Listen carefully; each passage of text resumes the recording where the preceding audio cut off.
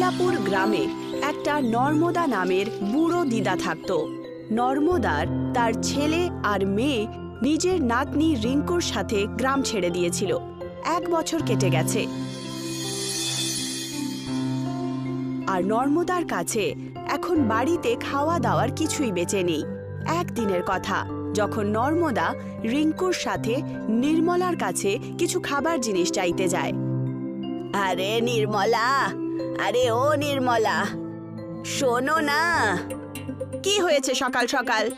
ক্ষমা করো বোন, কিন্তু বাবু খুব ক্ষুধার্ত। কিছু খাবার যদি বানিয়ে থাকো, ব্যাস বাবুর জন্য দিয়ে দাও না। গ্রাম তৈরি হয়নি, ভিখিরি চলে এসেছে। কতবার বলেছি তোমায়, তোর ছেলে তো তোকে ছেড়ে চলেই গেছে, আর নিজের বউকেও সঙ্গে নিয়ে গেছে। এখন পুরো গ্রাম তোমার বোঝ ওঠাবে নাকি? নির্মলা শোন তো। নর্মদা কিছু বলার আগেই নির্মলা তার আগেই বাড়ির দরজা বন্ধ করে দেয়। নর্মদার চোখে জল চলে আসে।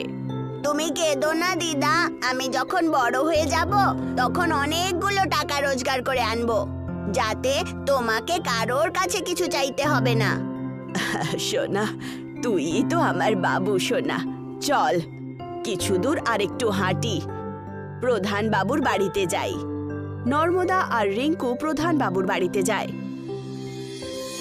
প্রধান বাড়ির বাইরেই খাটিয়াতে বসেছিল। নমস্কার ঠাকুমা। ভালো থাকো ভোলু।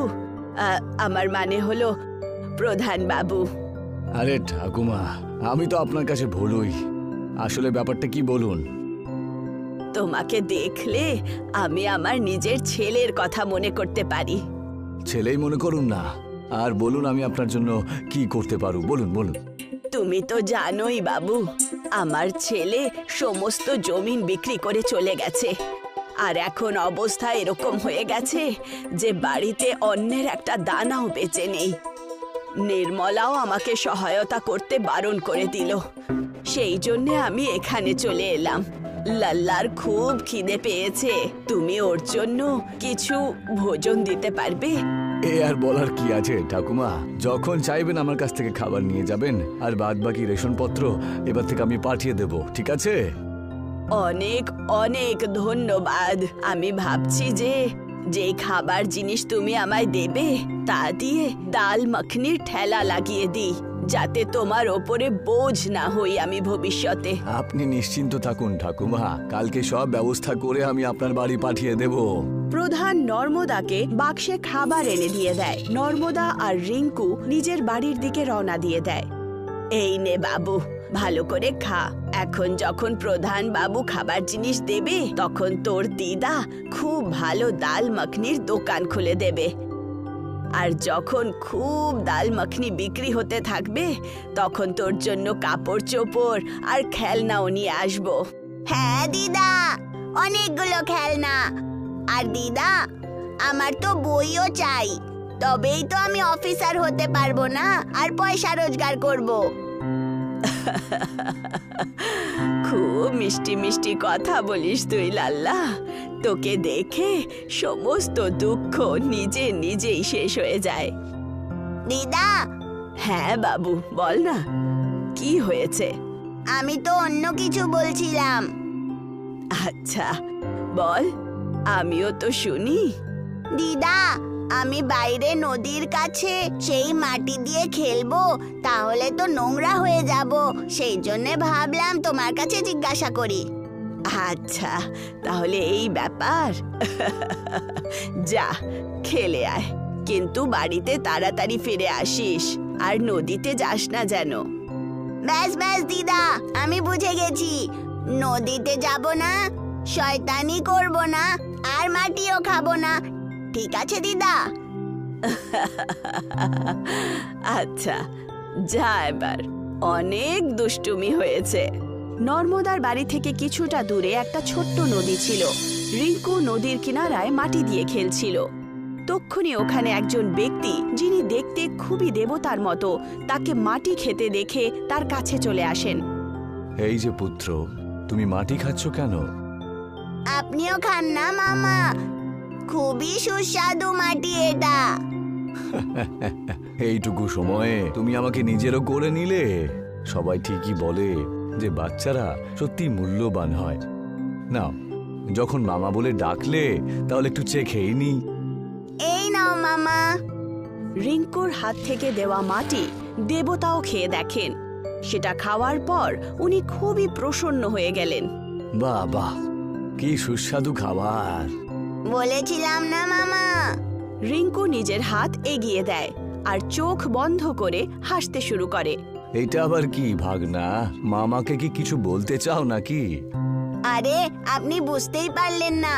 আমার দিদা বলে যে নিজের ভাগ্নেকে খাওয়ালে সব ব্রাহ্মণদেরকে খাওয়ানোর মতো। তাই তো মামা, আপনি আমার কাছে ঋণী হয়ে যাবেন। সেই জন্য এখন আমাকেও খাওয়ান আর এই ঋণটা নামিয়ে দিন। আচ্ছা, মামাকে ভালোই ফাঁসিয়েছো তুমি, কিন্তু মাটি নয়, আমি তোমাকে অন্য কিছু দেব। দেবতা নিজের মুঠি খোলে আর তার মধ্যে থেকে একটা হীরের জাদুই চামচ বেরোয়। যেই চামচটা উনি রিঙ্কুকে দেন, আর তক্ষুনি দূর থেকে নর্মদার আওয়াজ আসে, রিঙ্কু, আরে পালাও পালাও, দিদা চলে এসেছে মামা। যদি উনি আমাকে দেখে নেয় তাহলে মাটি খাওয়ার জন্য বকবেন। আচ্ছা ঠিক আছে ঠিক আছে, এবার আমি চলি তাহলে ভাগনা। সেই দেবতা এইটুকু বলে ওখান থেকে চলে যান। তক্ষুনি নর্মদা ওখানে পৌঁছে যায়। আরে লাল্লা, তোকে বারণ করেছিলাম না যে মাটি খাস না, একদম কথা শুনিস না। আরে দিদা শোনো তো, আমি তো মাটি খাইনি। এখানে তো একজন মামা চলে এসেছিলেন, উনিই খেয়েছিলেন আর চামচেও লেগে আছে। তুমিও একটু খেয়ে দেখো। আচ্ছা, তুই এখন মিথ্যে কথাও বলতে শিখেছিস। তারপর নর্মদার চোখ সেই জাদুই হীরের চামচের ওপরে যায়। আরে এটা তো হীরের তৈরি। কে দিয়ে গেল তোকে এটা?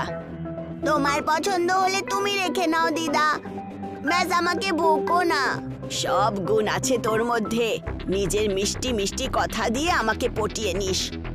দেখবার বেঁচে যাস, কিন্তু আজ ছাড়বো না তোকে। চল বাড়ি। একদিন কেটে যায় আর প্রধান নর্মদার কাছে রেশনের জিনিস নিয়ে চলে আসে। এই যে ঠাকুমা, এই নিন আপনার মালপত্র। তোমার অনেক অনেক ধন্যবাদ বাবু।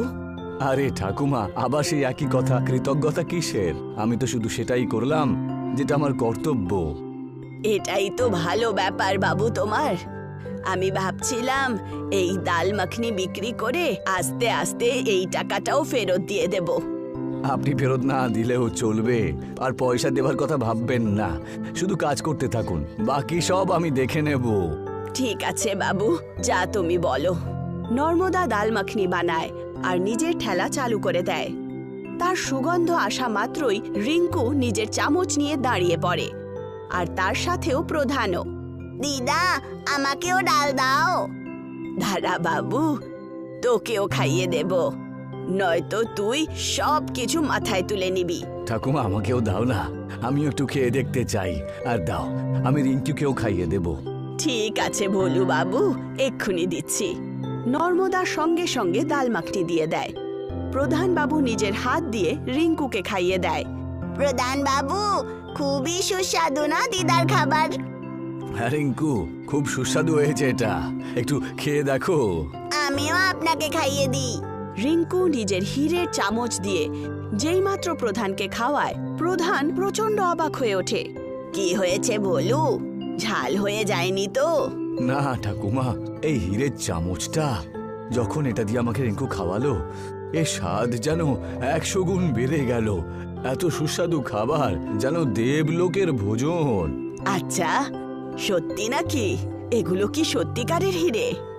100% আসল এটা ঠাকুমা, আর তার থেকে আসল হলো এই চমৎকার। রিঙ্কু, ঠাকুমাকেও খাওয়াও। নর্মদা যেই মাত্র ওই চামচ দিয়ে খায়, তার এরকম স্বাদ পায় যেন সে পুরো জীবনে এইরকম সুস্বাদু খাবার কখনো খায়নি। হ্যাঁ ভোলু, ঠিকই বলছো। আমি একটা কাজ করি যে এই চামচেরই ব্যবহার করে নিজের খাবার চালাতে করব, যাতে সবাই খুব ভালো খাবার খেতে পারে। আরে ঠাকুমা, ভোলা নামটা আমার ঠিকই, কিন্তু আসলে ভোলা তো আপনি। আমি বুঝতে পারলাম না ভোলু। মানুষের মনে সবার আগে এটাই আসে যে হিরে যখন আছে তাহলে এটা বিক্রি করে দিই আর পয়সা রোজগার করি, কিন্তু আপনি তো সবাইকে এই স্বাদের অভিজ্ঞতা করাতে চান। এটা দেখে খাবারের স্বাদ আরো ভালো হয়ে গেছে তো। তক্ষুনি ওখানে পিন্টু চলে আসে আর বলে, এই যে দাদা, কিরকম ভালো স্বাদ, আমাকেও একটু খাইয়ে দেখাও না। ব্যাস এক্ষুনি দিচ্ছি। নর্মদা সেই চামচটা পুরো খাবারে ঘুরিয়ে দেয় আর পিন্টুকে একটা ডাল মাখনি দিয়ে দেয়।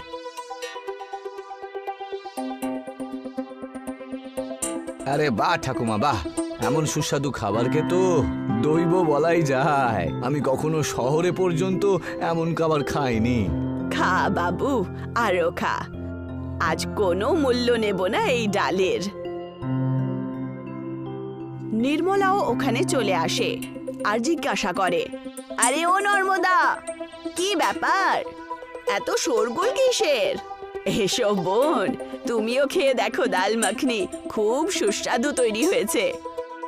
আমি তো খাই না, আমি তো দেখতে এসেছিলাম যে তুমি নতুন কি করছো এখানে। আর এমনিতেও তোমার হাতে এত সামগ্রী থাকবেই কোথায় যে তুমি কিছু ভালো বানাবে? এই যে ঠাকুমা, একবার চেখে তো দেখো, আপনার ছেলে শহর থেকে যা নিয়ে আসে না তার থেকেও ভালো খাবার এটা। এই ভোলু, খুব বলিস কিন্তু। আমার ছেলে যে জিনিসগুলো পাঠায় না সেরকমটা তুমি ভাবোনি নিশ্চয়ই। একবার খেয়েই দেখুন না, তারপর আপনার যে রাগ রাগ মুখটা না সেটা একদম ঠিক হয়ে যাবে। আচ্ছা দাও দেখি খেয়ে, অনেক বড় বড় কথা বলছো তোমরা। নর্মদা খুব খুশি খুশি তাকে খাওয়ার জন্য ডাল মাখনি দিয়ে দেয়। যেই মাত্র নির্মলা সেটা খায় তার চোখ ছানা বড়া হয়ে যায়। আরে সেই যে নর্মদা, আমাকেও বলো না যে কিভাবে বানালে এই ডাল মাখনি। বলছি তোমায়। নর্মদা পুরো কথা বলে দেয় আর সঙ্গে সঙ্গে নির্মলা সেই চামচটা হাতে নিয়ে দেখতে শুরু করে। কি ব্যাপার নির্মলা ঠাকুমা? এটা তো আমার চামচ, আমার মনে হলো যে হারিয়ে গেছে, এখন বুঝতে পারলাম যে এটা তো চুরি করেছে এই বুড়ি। এবার আপনি চুপ করুন তো, যখন থেকে এসেছেন আজে বাজে বকছেন, আর যখন মন ভরল না তখন চুরির অপবাদ দিচ্ছেন, তাই না? এই প্রধান, তুই কিচ্ছু জানিস না। ওকে জিজ্ঞাসা করে চামচটা কোত্থেকে পেয়েছে। এই চামচটা রিঙ্কু পেয়েছে যখন বিকেল বেলা নদীর কিনারায় খেলতে গেছিল। হ্যাঁ, আমাকে এটা মামা দিয়েছেন। কোনো মামা টামা নেই, ব্যাস আলতু ফালতু গল্প বানাচ্ছ তোমরা দুজন। আমি তো যাচ্ছি আমার চামচ নিয়ে। এইটুকু বলে নির্মলা চামচ নিয়ে চলে যায়। নর্মদা প্রচন্ড দুঃখ পায়।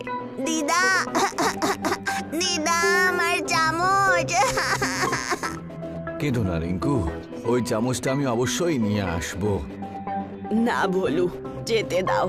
নদীর কাছে ওকে যেই এই চামচটা দিয়েছিল আর আমার সাথে যেই ঘটনাই হচ্ছে সেটা দেখে মনে হয় যে উনি কোনো দেবতাই ছিলেন।